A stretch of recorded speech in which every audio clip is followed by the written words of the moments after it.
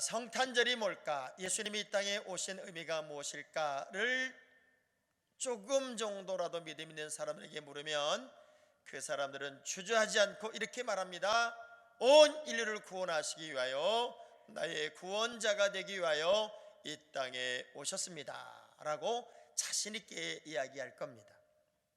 그래서 그렇게 온 인류의 구원자로 오신, 나의 구원자로 오신 주님을 우리 성탄절이 되면 다시 한번 기억하면서 그분의 오심을 기뻐하고 그분의 오심을 찬양하고 그분의 오심에 대해서 감사하고 감격하는 성탄의 신비를 사실은 우리가 느끼고 경험하고 감사하는 시간이 지금 이 시간, 우리가 지나는 이 시간일 것이라고 믿습니다.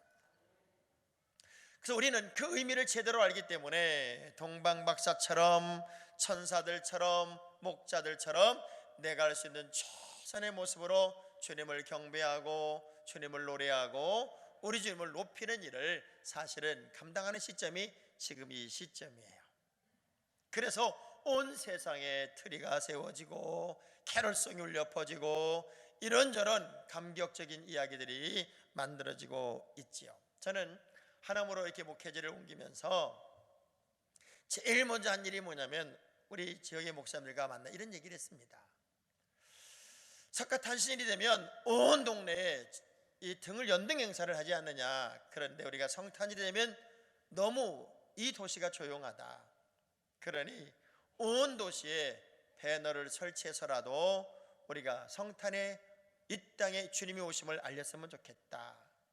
그래서 그 이야기를 막 하는 중에 모든 허가를 받아서, 여러분 오시다 보면 길거리에 촉성탄 쫙 붙은 거 보셨죠? 그래서 하남시 전 도로에 이 배너가 붙는 일이 3년 전부터 시작이 되고 있습니다. 제가 하도 우겨서 한 일이기 때문에 우리 교회가 돈을 많이 내야 됩니다. 그렇지만 이 땅의 모든 사람들이 그리스도의 탄생의 의미를 느낄 수만 있다면, 그리고 그분의 오심을 감사할 수만 있다면 우리는 우리의 목적을 잘 감당하고 있는 거예요. 자, 문제는 어느 교회는 성탄 트리가 너무 멋있습니다, 우리 교회는 초라합니다, 백화점은 대단합니다, 이런저런 이야기를 할 때 수억이 들고 수십억이 들어도 멋진 성탄 트리의 의미가 예수 그리스도의 알림의 이야기를, 또 그분의 오심의 이야기를 명확하게 증거하는 것이라면 수억을 들여도 아깝지 않습니다만은, 그런 의미가 퇴색이 되고 어떤 상업적 목적이 되고 그리고 자신들의 유익을 구하는 것이라면 수억만금의 성탄의 트리의 의미는 그저 도구요 기구에 불과할 뿐이고 본질이 아닐 거라고 하는 거예요. 저는 이 성탄 시절 정말 우리가 마음껏 주님을 노래하고 주님의 오심을 감사하고 감격하는 이 시점에 오늘 본문은 전혀 맞지 않을 것 같은 본문을 제가 선택을 했습니다. 예수님이 이 땅에 오셔서 가장 먼저 하신 일이 뭘까를 제가 찾아보면서, 그러면 주님이 이 땅에 오셔서 온 인류 구원의 역사를 이루시며 믿음의 사람들, 자기 백성을 구원하신다 하셨는데, 그 자기 백성을 구원하신 이후에 믿음의 사람들에게 하고 싶었던 본질, 그 목적이 무엇이었을까를 오늘 본문의 이야기 속에서 찾게 되었어요. 주님이 이 땅에 오신 목적은 기쁨의 지속이구나, 잔치의 지속이구나. 절망과 좌절의 땅에 희망을 주시게 오신 주님이 어느 가정이든지 간에 그 가정에 잔치가, 기쁨의 이야기가 멈춰지지 않도록 하는 것이 주님의 이 땅에 오신 목적 중에 하나가 될 수 있겠구나. 그래서 제가 오늘 말씀의 제목을 기쁨의 근원 예수라 하는 제목으로 말씀의 제목을 잡은 거예요. 예수님이 아직 내 때가 아님을 이야기하지만 결국 첫 번째 이적 사건을 보면서 우리 주님 우리 가정의 주인이 된다면 우리 가정의 기쁨은 지속되어야 되는구나, 우리 가정의 잔치는 계속되어야 되는구나, 우리의 삶 속에 기쁨이 끝이 나면 안 되는 거구나 하는 것을 깨닫게 되었기 때문에 그렇습니다. 옛날 우리나라도 그랬지만 잔치를 연다, 이 잔치를 여는 것은 그 집의 행사가 아니라 온 마을의 행사예요. 저는 대부도란 섬에서 어린 시절을 지냈어요. 그래서 그 섬에서 잔치가 한번 벌어지면 그 집의 잔치가 아니에요. 온 마을의 여자들은 그 집에 가서 잔치를 돕는 일을 다 해요. 아이들은 돼지 잡는 데 가가지고 오줌보 달라고 기다리고 있어요. 그래서 오줌보가 나오면 거기다가 바람을 넣어서 묶어가지고 콩을 차고 다녀요. 남자들은 다 모여서 함께 술을 마시고 또 떠들고 노래를 부르고 축하하는 시간이 잔치의 시간이었다고요. 유대민족도 마찬가지예요. 잔치가 벌어지면 온 마을 사람들이 다 그 집으로 모이게 되고 그 잔치행을 돋구는 가장 중요한 요소가 포도주가 되기도 해요. 음료도 되지만 흥을 돋구는 술도 될 수 있으니까요. 어느 지역이든지 지금 우리나라 마찬가지지만 그 지역에 잔치를 상징하는 음식들이 있더라고요. 전라도 쪽은 홍어가 빠지면 이 잔치가 아니다라고 할 만큼 홍어가 메인 메뉴가 되기도 해요. 이 잔치집의 최고의 메인 요소는 포도주인데 이 포도주가 떨어져 가고 있다는 거예요. 이 사실을 예수님의 육신의 어머니인 마리아가 알고 발을 동동 구르는 그 주인의 모습을 보고 예수님에게 와서 이렇게 얘기를 합니다. 야, 큰일 났다. 이 집에 포도주가 떨어지는 것 같아. 예수님은 아무런 나와 관계없는 얘기를 뭐하러 나한테 하세요? 그런데 마리아가 그 다음 말을 기가 막히게 해요. 하인들에게 저 예수란 분이 뭐라고 너희들에게 시키거든 잔말 말고 군소리 하지 말고 무조건 따라줘라. 그리고 거길 떠나간 거예요. 저는 거기서 마리아의 위대한 믿음을 하나 보는 게 뭐냐면 이 믿음이에요. 예수라면 가능하다. 자, 여러분의 신앙생활 속에서 언제나 떠나지 않는 고백이 이 고백이 되었으면 좋겠어요. 한번 따라해보세요. 예수라면 가능합니다. 여러분의 삶 속에서 가장 중요한 신앙의 기준 그리고 포인트는 예수라면 가능하다는 거예요. 부활절이 끝나고 기독교 서점을 이렇게 갔을 때 제가 적응이 안 됐던 문구 하나를 봤어요. 십자가가 쫙 진열이 되어 있는데 그 십자가 위에 이런 글이 쓰여 있어요. 십자가 싸게 팝니다. 십자가 세일.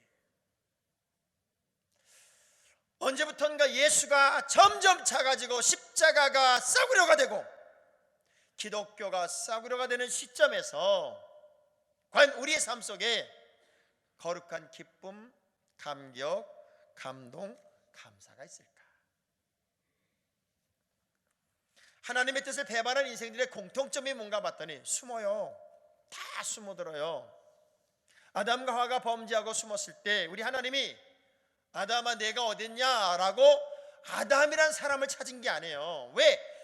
그 아담이 어디 있는지 이미 다 알고 있다고요. 근데 아담아 내가 어디 있느냐라고 묻는 것은 지금 너의 포지션이 어디냐 그 얘기, 너의 위치가 어디냐 그 얘기. 너의 포지션이 그렇게 나무 속에 숨어 있을 포지션이 아니고 지금 너와 나와 거닐어야 하는 가장 중요한 에덴 동산 한복판이 너의 포지션이고 이 모든 삼라만상을 다 진리하는 것이 너의 포지션인데 왜 너의 포지션에서 떠나가 있냐 그 얘기를 묻고 있는 거라고요.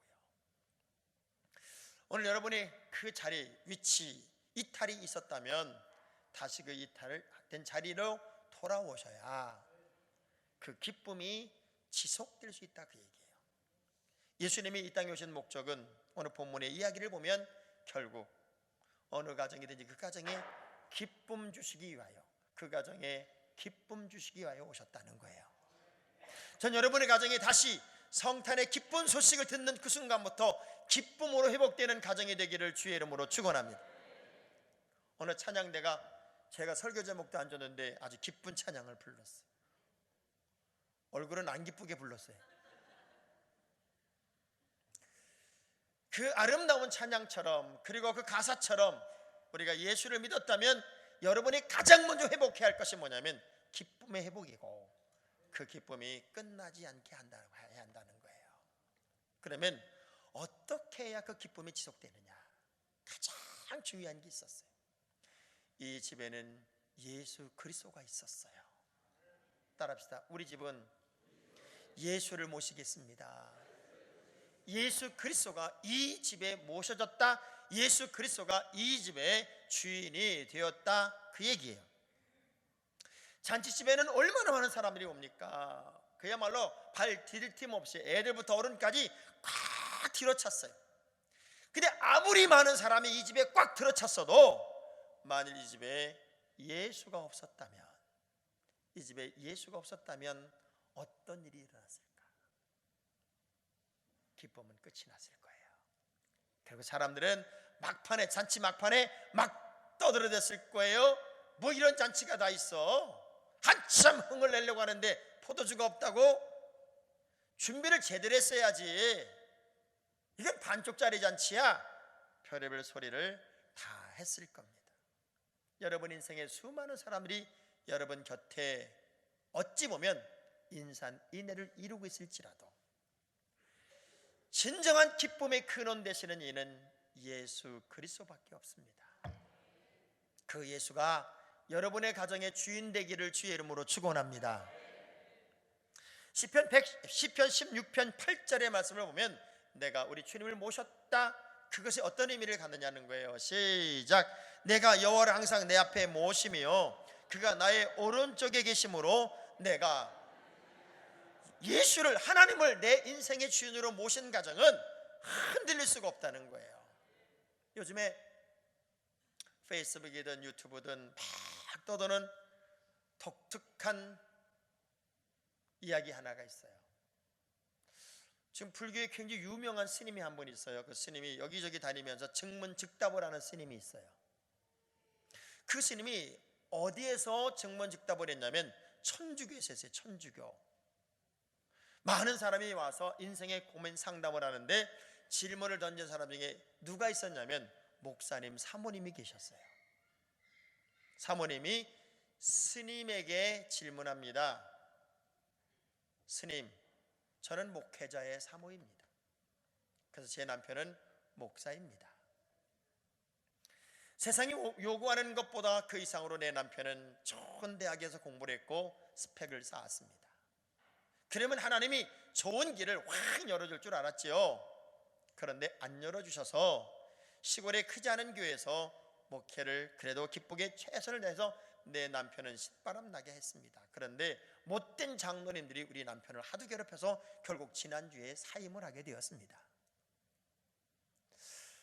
저는 왜 하나님이 이렇게 하시는지에 대해서 알 수가 없어서 스님에게 질문을 합니다.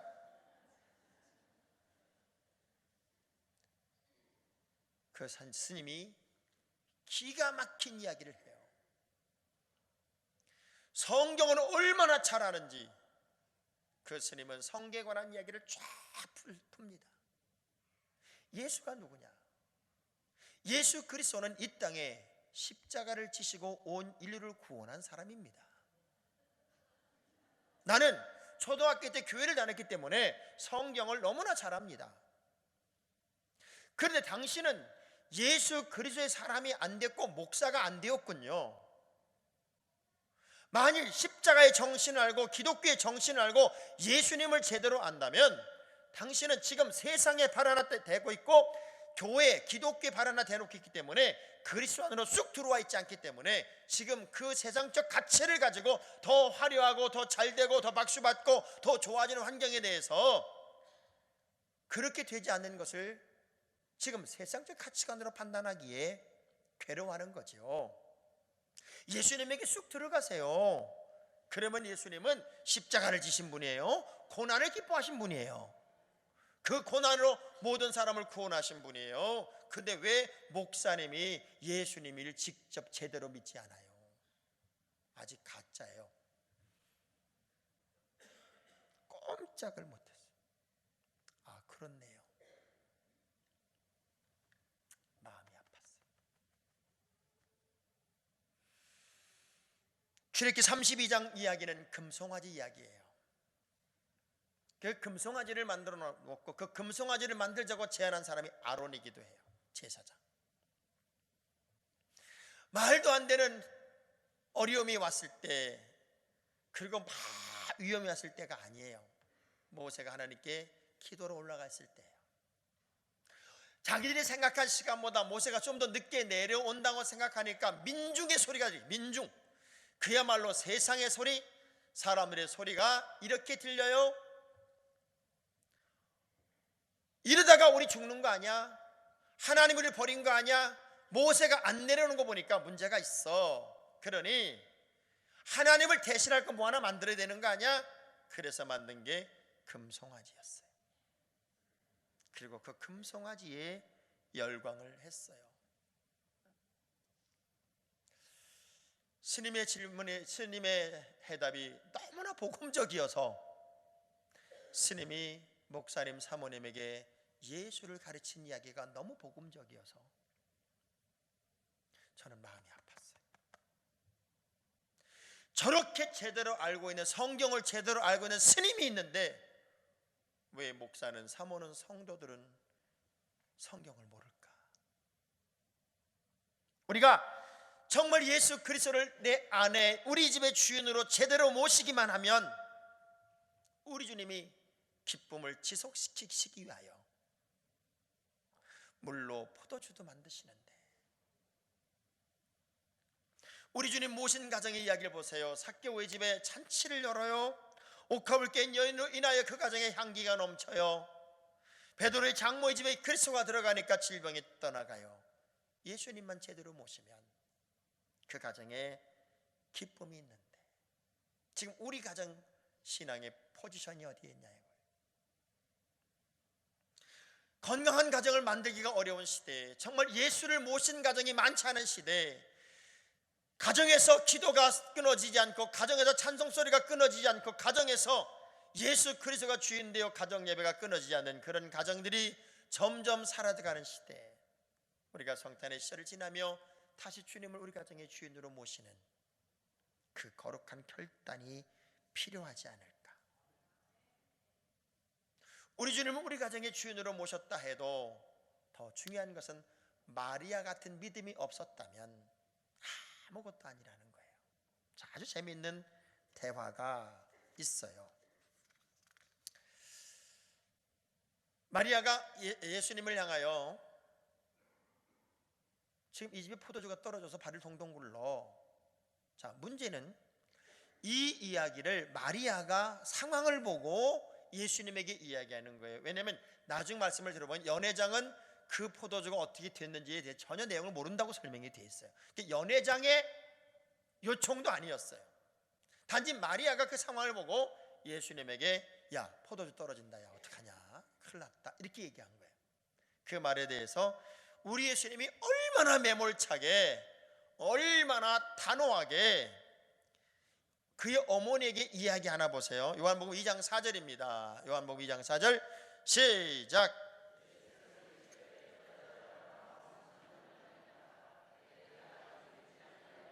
아주 쉽게 표현하면 그게 나하고 뭔 상관이에요? 나는 그 이야기를 들을 이유도 없고 어머니가 나한테 그 이야기를 할 필요도 없어요. 나는 어떤 일도 할 수 있는 상황이 아니에요 하고 단호하게 선을 그어버려요. 만약 보통의 엄마들이라면 자식에 대한 어떤 기대감을 가지고 이런저런 얘기했을 때 왜 얘기해? 그 얘기를 나한테 얘기해요? 이렇게 얘기하면 이렇게 대응할 것 같아요. 내가 너한테 뭐 해달라고 그랬냐? 그렇다고, 내가 그렇다는 얘기를 한 거지 너 왜 이렇게 과민 반응해? 그리고 도리어 엄마가 막 야단을 쳐야 될 상황인데, 그 다음 장면을 또 볼게요. 요한복음 2장 5절입니다. 시작. 그 어머니가 너에게 무슨 말씀을 하신디 그대로 하라 하니라.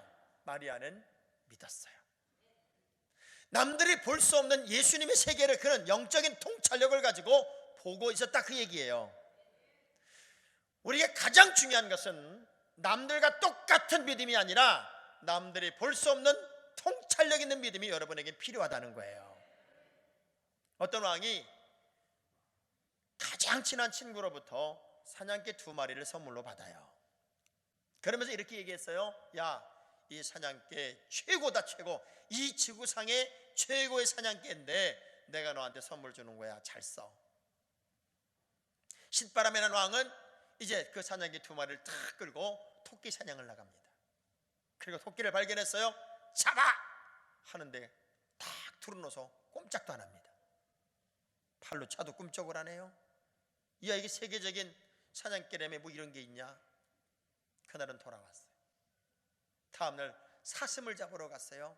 사슴이 펄딱 뛰어도 사냥개는 딱 앉아서 꿈쩍을 안 해요. 내가 이거 사기당했나 보다. 그래서 칼로 2마리 사냥개를 죽여버렸어요. 친구를 만나자 이렇게 말합니다. 야, 뭐 그런 사냥개를 나한테 줬어? 토끼를 봐도 사슴을 봐도 꿈쩍을 안 하고 두루 있더라고. 그 어떻게 했는데? 죽여버렸지. 그 친구가 기가 막힌 얘기를 합니다. 이 바보야. 그 사냥개는 호랑이 사자를 잡도록 훈련된 사냥개들이야. 그 잔챙이나 잡으라고 만들어 놓은 사냥개가 아니라고. 우린 너무 사소한 것들에 목숨을 걸고 너무 사소한 것들에 정신이 팔려서 하나님의 큰 세계를 못 보는 거예요. 마리아는 아무도 보지 못하는 세계를 봅니다. 저분이라면, 아니 내 아들이지만 저 예수라면 할 수 있다. 저 예수라면 가능하다. 우리에게 지금 당장 필요한 것은 믿을 수 없는 중에 믿고 바랄 수 없는 중에 바라는 원초적인 믿음으로 다시 돌아가자는 거예요. 하나 여쭤볼게요. 여러분의 아이가 서울대학교를 1등으로 들어갔어요. 좋아요, 안 좋아요? 근데 우리 아이가 서울대학교를 꼴등으로 들어갔어요. 좋아요, 안 좋아요? 더 좋아요. 더 좋아요. 언제 제일 기분 좋은 줄 알아요? 줄을 쫙 섰어요. 그랬더니 나까지 딱 끊어버려. 오늘은 여기까지만 들어갑니다. 내가 꼴찌야. 근데 맨 마지막에 줄이 딱 거지는데 얼마나 기분 좋아요. 여러분, 꼴등이라도 주님 안에 있어야 되고요. 나중들어서 먼저 될 자가 많다 그랬으니 마지막 자리에더라도 하나님의 세계를 제대로 볼 수 있는 영안을 열고 사는 자가 우리 모두가 돼야 된단 말이에요. 확실한 믿음, 그 분명한 믿음, 남이 볼 수 없는 그 분명한 믿음이 주는 힘이 뭔가 봤더니 갈라디아 3장 9절의 말씀을 한번 보세요. 시작. 그러므로 믿음으로 말미암은 자는 믿음이 있는 아브라함과 함께 복을 받느니라. 믿음이 있는 사람은 아브라함과 같은 믿음의 사람으로 인정을 받게 되고, 확실하고 분명한 믿음은 어쩌면 우리 주님의 마지막 테스트에서 합격한 믿음이고, 그 믿음은 우리에게 기쁨이 되는 믿음이라는 거죠. 결국 이 마리아의 믿음이 주님을 움직이게 하시고, 그 주님이 물로 포도주를 만들어 이 가정의 기쁨을 지속시키더란 말이에요. 더 중요한 것, 확실한 순종의 사람들이 이 자리에 있었다는 거예요. 저는 이 물로 포도주가 된 사건을 통해 3가지 포인트를 좀 잡고 싶어요. 내 인생의 가장 중요한 우리 가정의 포지션은 예수 그리스도가 주인 되어야 한다. 내가 어차피 예수를 믿는 하나님의 사람 기독교인이 되었다면 괜히 교회나 왔다 갔다 하는 그런 교인은 하지 말고 영적인 통찰력 있는 믿음의 세계에 눈을 떠야 된다. 마리아처럼 남들이 가는 그 길을 덩다리처럼 갈 것이 아니라 영적인 눈을 떠서 확실하게 예수 그리스도시라면 나의 가정에, 내 인생에 모든 떨어져가는 문제들을 풀어서 기쁨을 지속시킬 수 있는 유일한 분임을 믿는 확실한 믿음이 우리에게는 필요하다. 그분으로 예수는 이 땅에 오셨다. 그러나 아무리 좋은 믿음이라도 이론은 의미가 없다는 거예요.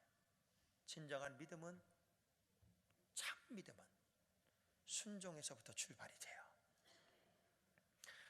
이 가정엔 확실한 순종의 사람들 몇 사람이 있었습니다. 어쩌면 하인들이라고 표현된 이 사람들은 숨어있는 그림자 같은 존재들이에요. 잔치집의 절대 주인공이 아니에요. 잊혀진 존재들이에요. 발로 뛰며 행동하는 사람들, 그것들이 바로 하인들이었습니다. 저는 이 사람들을 이렇게 표현합니다. 순종의 대가.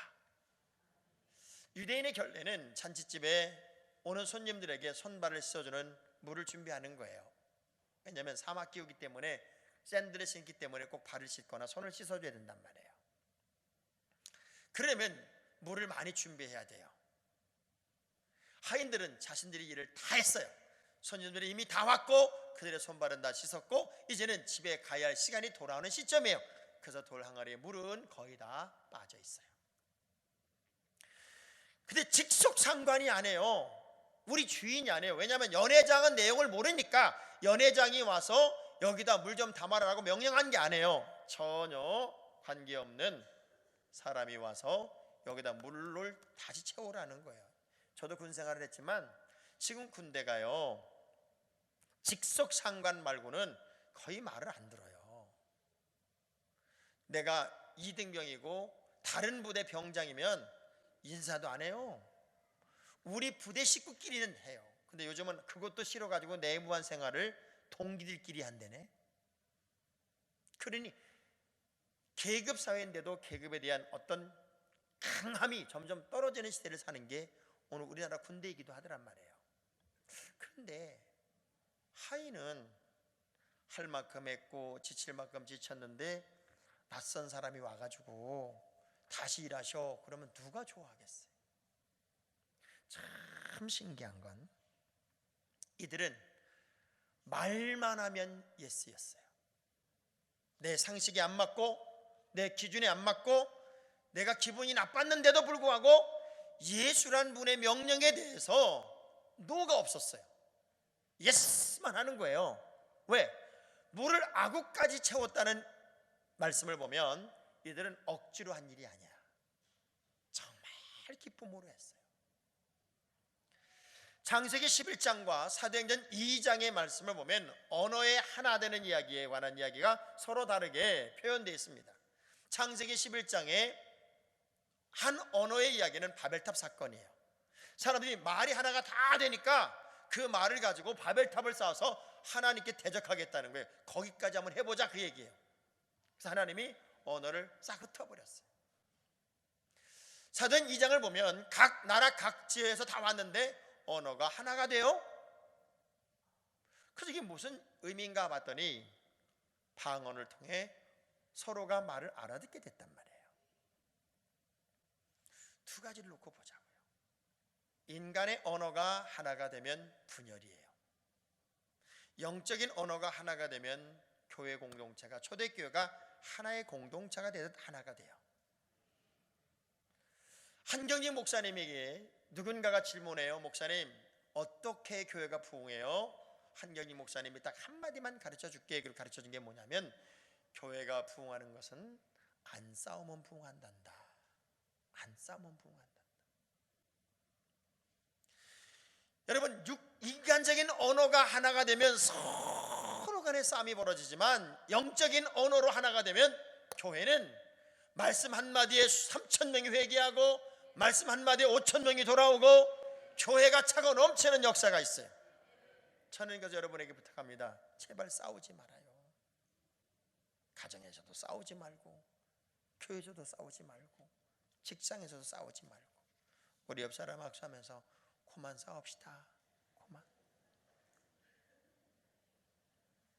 하여간 싸우면 망하는 거예요. 어디든지 싸우면 망하는 거예요. 우리 교회가 어렵지만 이렇게 여기까지 올라왔던 가장 중요한 이유는 우린 안 싸워. 모든 사람들이 우리 교회들을 보면은 다 이렇게 말해요. 생긴 것도 천사 사춘처럼 생겼지만 어쩌면 교회들이 저렇게 사랑이 많고 에너지가 넘치고 그렇게 표현이 아름답고 자기들 칭찬해도 아멘 못하는 건 병이라니까요. 왜 그럴까요? 어떻게 해야 우리 언어가 아름답게 하나가 될까요? 토스칸이라고 하는 세계적인 지휘자가 있었어요. 이 사람은 그냥 대원들을 욕을 해야 되고 소리를 질러서 폭군 토스카니라는 이름을 가지고 있었대요. 한 번도 칭찬이 없는 거예요. 우리 성가대 우리 신인의 지휘자 집사님 만난 거 감사하셔야 돼요. 저분은 보니까 야단을 잘 안 치더라고. 근데 무지하게 야단치는 그런 지휘자가 토스카니였다는 거예요. 근데 한 번은 베토벤 교향곡 9번을 아주 최고로 연주한 거예요. 최고로. 그야말로 대원들도 만족하고 청중들도 만족하고 이 이상 더 잘할 수는 없다. 그래서 완벽한 연주를 끝내고 나서 대원들의 마음속에 이런 마음으로 이 토스카니를 쳐다봤다. 이래도 욕할래? 이렇게. 이래도 야단칠래? 이런 마음으로 토스카니를 딱 쳐다보는데 유명한 말을 이 토스카니라는 사람이 남기죠. 여러분이 누구세요? 또 나는 누구일까요? 나와 여러분은 아무것도 아니랍니다. 단지 베토벤만이 최고랍니다. 이 얘기를 했다는 거예요. 이 멋진 연주는 네가 잘한 것도 아니고 내가 잘한 것도 아니고 베토벤이 만들어서 베토벤이 곡을 만들어줬기 때문에 단지 베토벤만이 최고일 뿐이다. 이 한마디에 앗소리 못했다는 거예요. 자, 우리가 어떻게 순종이 가능해요? 나도 아무것도 아니고 여러분도 아무것도 아니에요. 예수 그리스도만이 최고이기에, 그분만이 나의 전부이기에 나는 그분에게 순종하고 사는 거예요.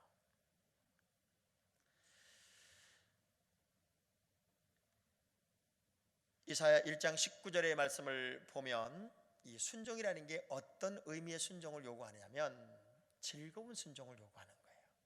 억지로의 순종이 아니라 시작. 너희가 즐겨 순종하면 땅에 아름다운 소산을 먹을 것이다. 우리가 그냥 순종하지 말고 즐겁게 순종해 보자는 거예요.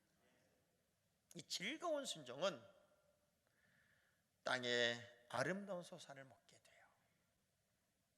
아서 밀러라고 하는 사람이 세일즈맨의 죽음이라는 글을 썼어요. 책을 썼는데 이 세일즈맨의 죽음이라는 책을 보면 과연 인생은 성공하는 삶을 살 것이냐 아니면 승리하는 삶을 살 것이냐, 이 두 가지 갈등의 문제가 이 책 속에 내용이 담겨 있어요.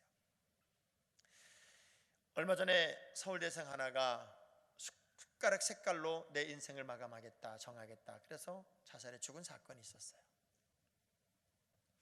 자, 서울대학교에 들어갔다는 이야기는 누가 봐도 성공한 케이스예요. 그렇게 부러운 자리에 이 친구는 있는 거예요. 그런데 숟가락 색깔로 자기 생을 마감했다고 하는 것은 승리한 인생은 아니에요. 여러분, 성공을 향해만 갈 거냐 아니면 승리를 향해서 같이 갈 거냐 하는 건 굉장히 중요한 거예요. 굉장히 중요한 거예요.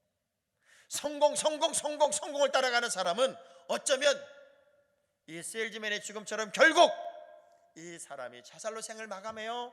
미망인인 아내가 내 신랑이 죽었는데 세일즈맨으로서는 성공을 했는데 이 사람 죽고 난 다음에 나에게 우리 가정에 무엇을 해줬나 조사를 해보고 점검을 해보고 그 조사에서 우리 신랑을 자랑할 게 뭔가를 한만 뒤졌는데 뒤져도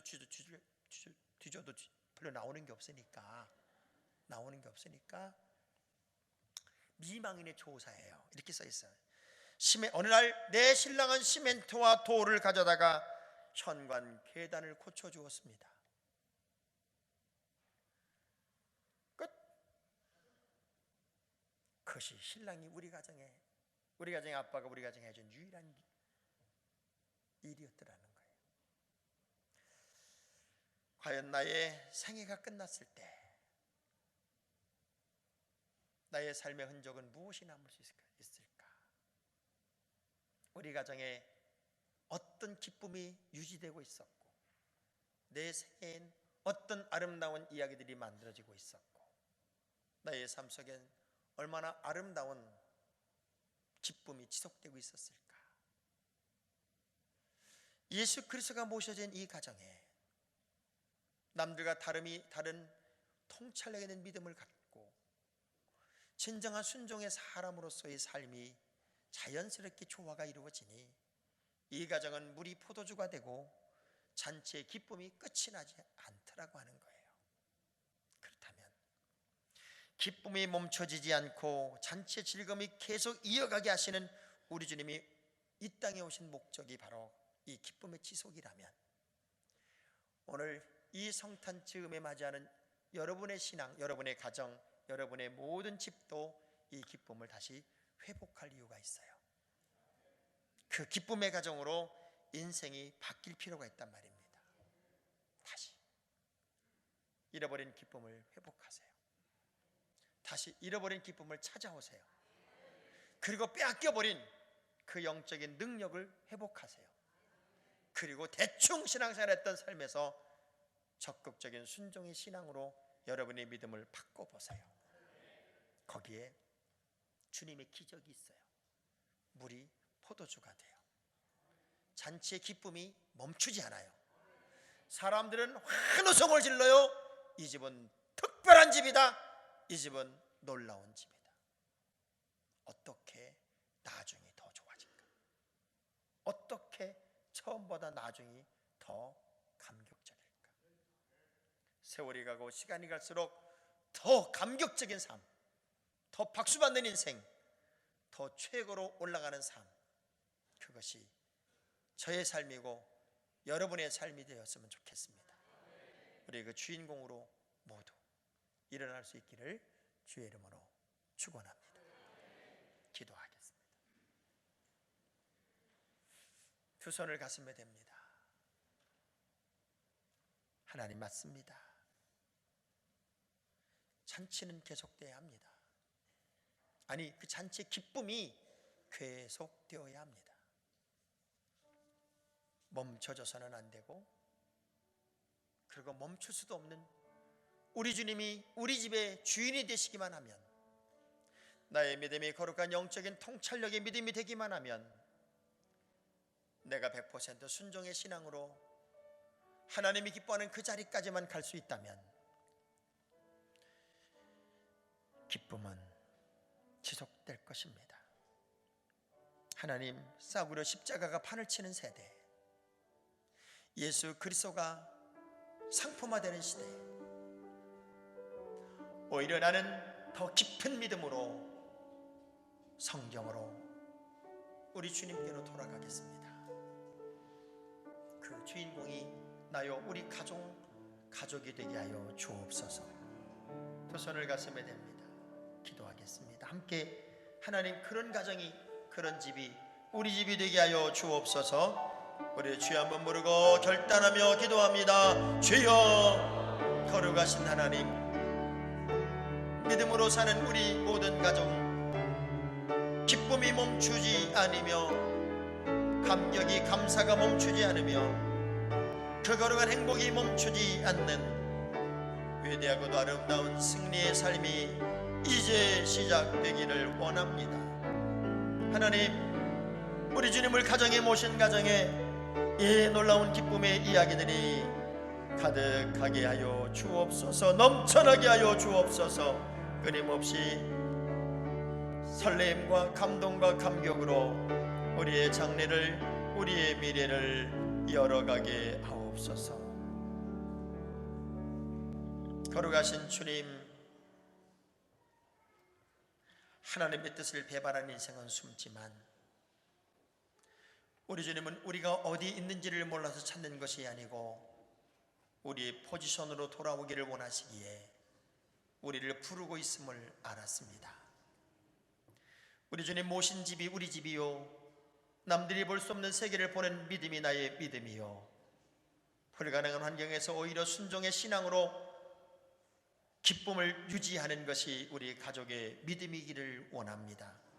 성탄의 때에 우리 주님이 이 땅에 오신 그 근본적인 목적을 가장 확실하게 이해하고 가장 분명하게 붙잡고 가는 믿음의 가정이 우리 가정 되게 하옵소서. 우리 성안교회의 만남이 그렇게 도전하고 출발하는 축복의 시간이기를 원하며 예수님 이름으로 기도합니다. 아멘.